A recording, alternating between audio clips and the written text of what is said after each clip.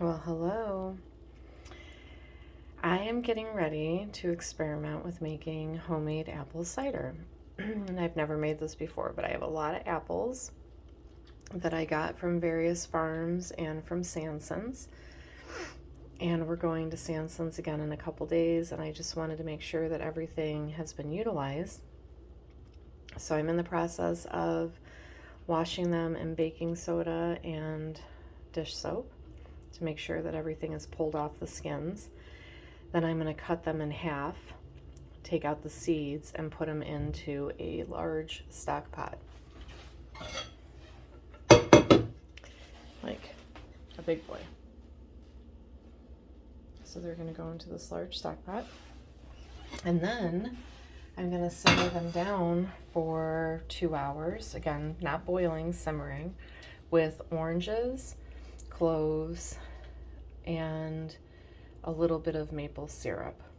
So stay tuned. So here we are with the huge pot, and I have sauerkraut going in the back that I fermented, and I'm just warming a little bit to draw some of the flavor out before I add it to the meal for tonight.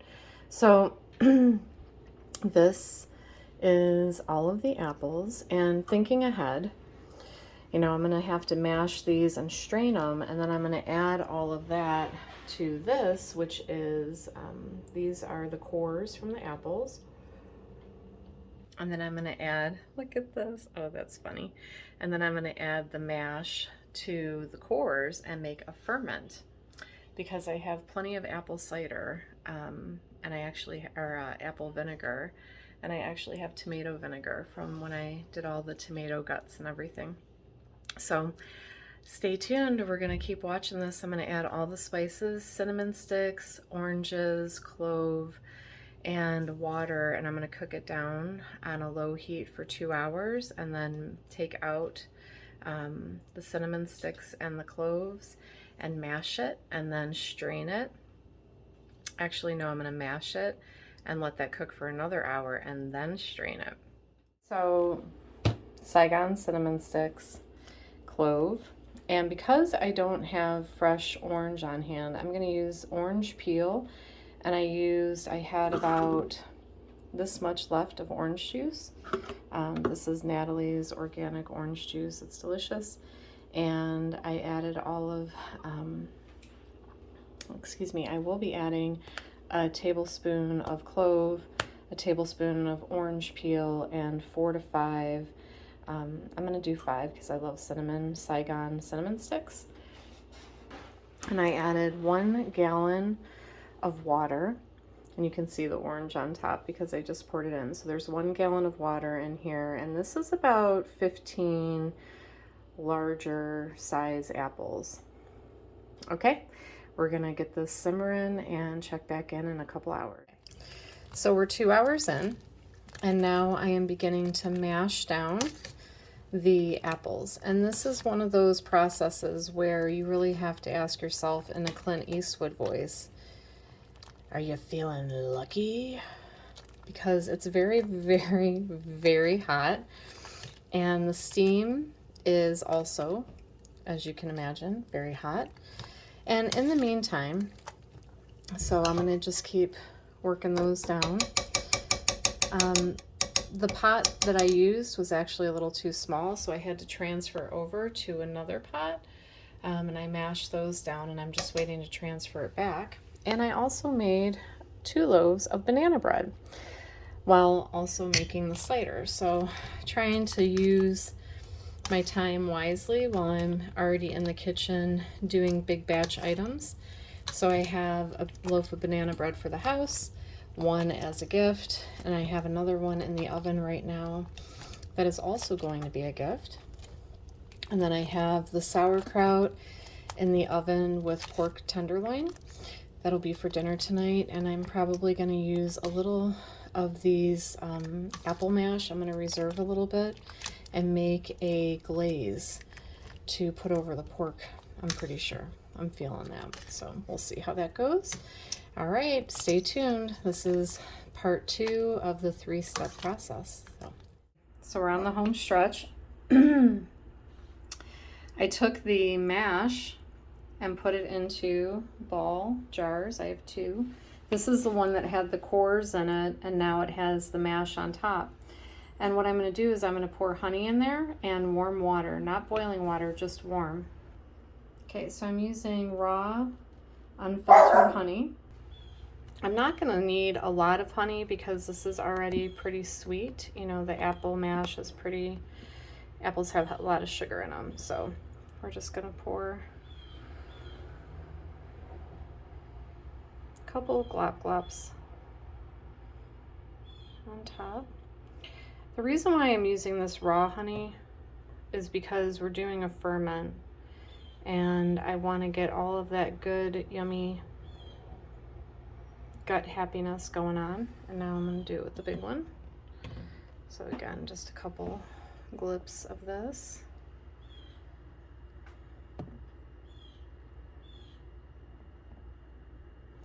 I also like to take these honey containers outside when they're empty and leave the lid off for whoever finds it and would like to make good use of it.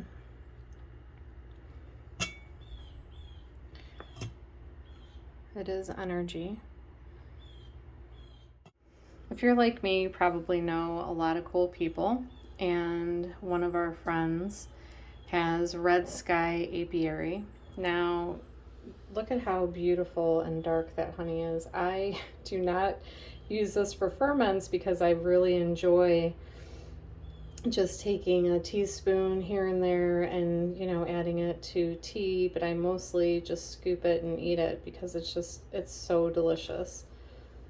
Okay, now is my favorite part, where you just start stabbing everything in there, really trying to get the honey all the way down to the bottom. Get it in there. This one's probably not going to take a lot of water. Excuse me, it was already pretty filled up. So I think I'm just going to set that off to the side and use this one. Okay.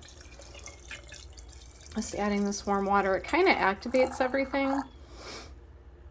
You know, the thing about ferments that I'm learning, and I don't, you know, have a huge amount of experience with ferments, but I do love to make these fermented drinks.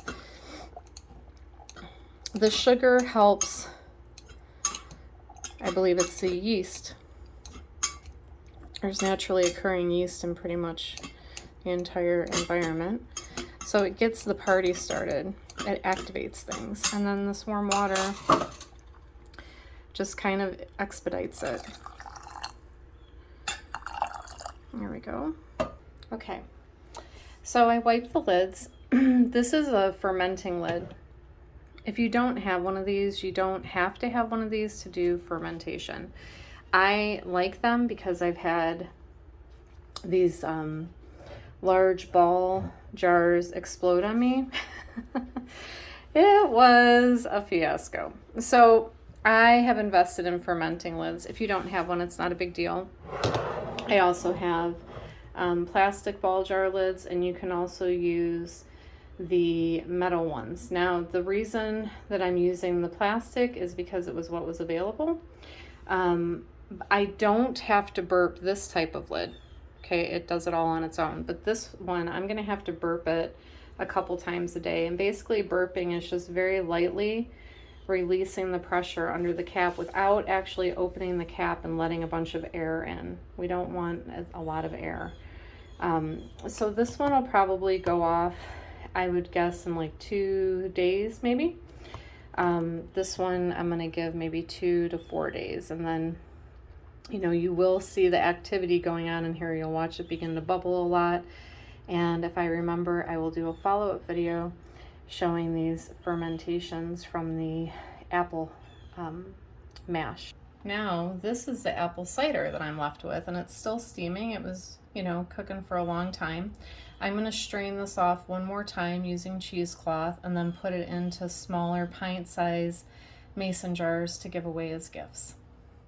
So one thing that I forgot to share is that when I'm doing ferments, I usually put them in a bowl just in case it leaks or wants to, you know, join the party early and just pops. The other thing is to keep it in a dry, out of sunlight place. So I have mine in the kitchen and just out of the direct sunlight. And keep checking them. Don't forget about your fermented bubbly drinks. Okay, so we have 1 jar of applesauce. This is all of the bits that I strained off the second pour.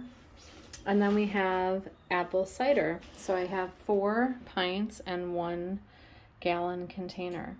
Not too shabby. Today I made 6 pints of cowboy candy. If you've never had that, you must try it. It's ridiculous. It's pickled jalapenos with turmeric, garlic, celery seed, vinegar, sugar. So I made 6 pints of cowboy candy to be enjoyed over the winter. You eat it with crackers and like a white cheese, like a white cheddar. 3 loaves of banana bread made with hickory nuts, delicious. And all of that apple cider on top of dinner.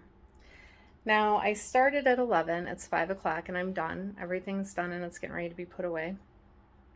And, I was thinking about it, but it's like, I could go out and buy all of these things and save myself 5 hours of time, but I know exactly what went into it. Like I know where all of the ingredients came from.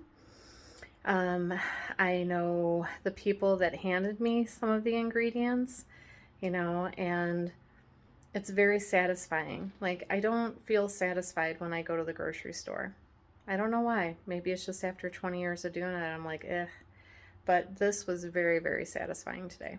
So thank you for sharing it with me, and I'm wishing you a beautiful evening.